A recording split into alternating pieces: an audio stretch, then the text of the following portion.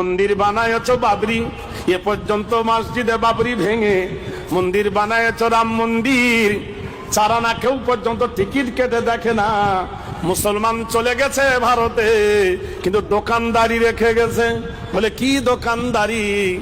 ভারতের মাটিতে একটা কবর আছে, সেই কবরটার নাম হলো তাজমহল। কি কবর? 500 টাকা টিকিট।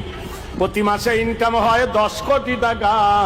10 কোটি টাকা যদি মাসে ইনকাম হয়, বছরে হয় 100, কত 20 কোটি টাকা। নারায়ে তাকবীর।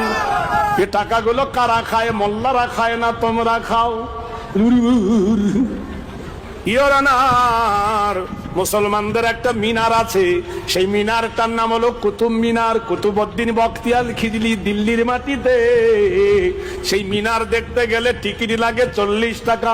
মাসে হয় 2 কোটি টাকা ইনকাম। তাহলে মাসে 2 কোটি হলে বছরে হয় 24 কোটি টাকা। এই টাকাগুলো কোথায় দেয়? ইওর অনার, মুসলমানদের একটা ঘর আছে ফতেপুর, সেই ঘরটা হুমায়ুন বানিয়েছিলেন।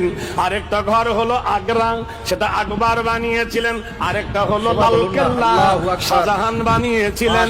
এই 3 ঘর থেকে আসে মাসে 3 কোটি টাকা। তাহলে 3 বারং 36,000 টাকা থাকে, 36 কোটি টাকা আসে বছরে।